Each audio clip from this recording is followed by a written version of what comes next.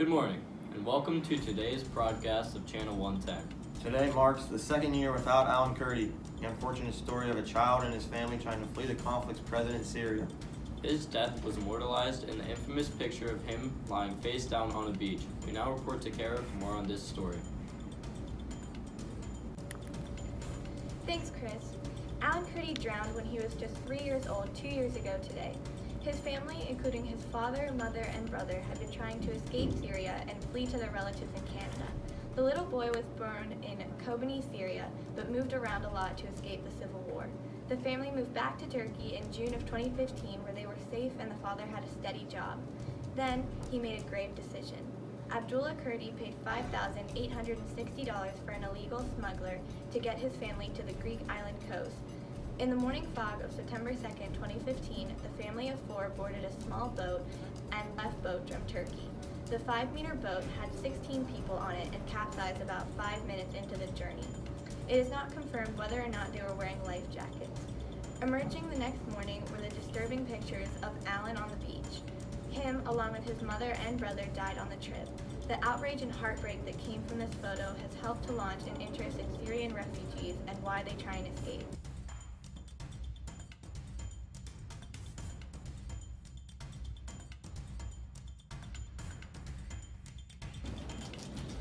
Syria is one of the most dangerous countries in the world. Almost half the population has been internally displaced or has fled to other countries.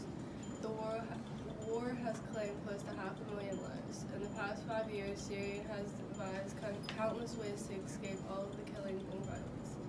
The danger and difficulty of the Syrian journeys have increased since fall of 2015 due to the Turkish authorities sealing the border with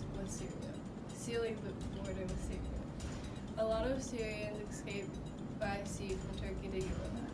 They have overlooked the dangers and illegal journey from Syria into Turkey and other neighboring countries, a tip that often results in detention and often death.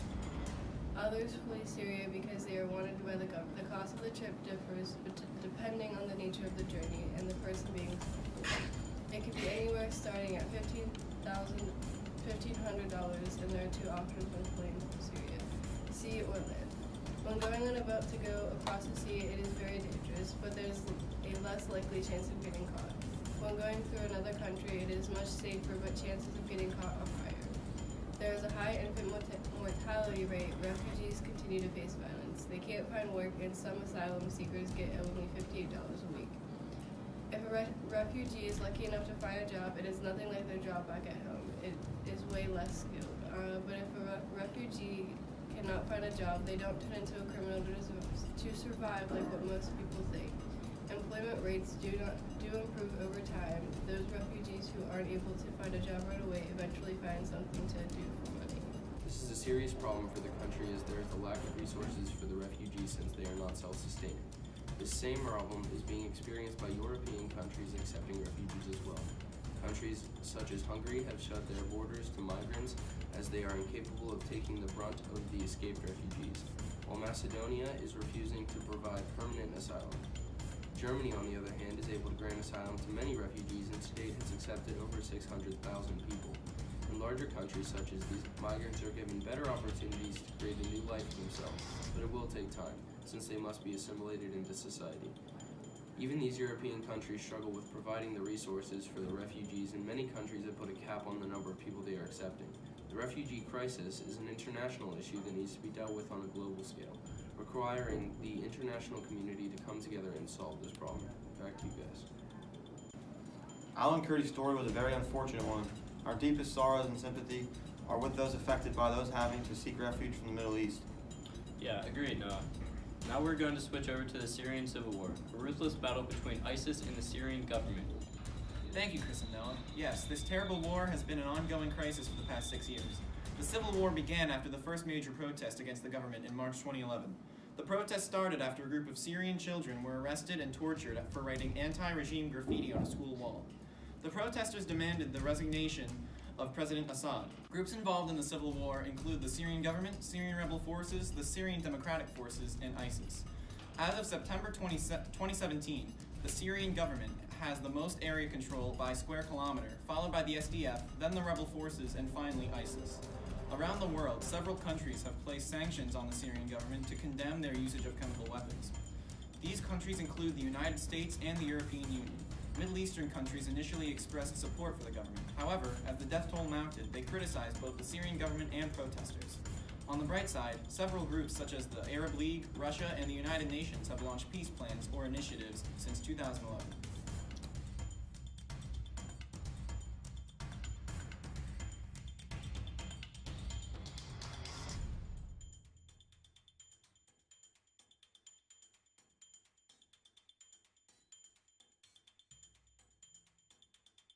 I'm standing here in Aleppo, a city in the center of conflict after its capture in 2012 by rebel forces at the scene of the bombing of this Syrian boy's house 1 year ago. Omran Dagnish was only 5 years old at the time of the incident when a Russian Air Force bomb struck his apartment building.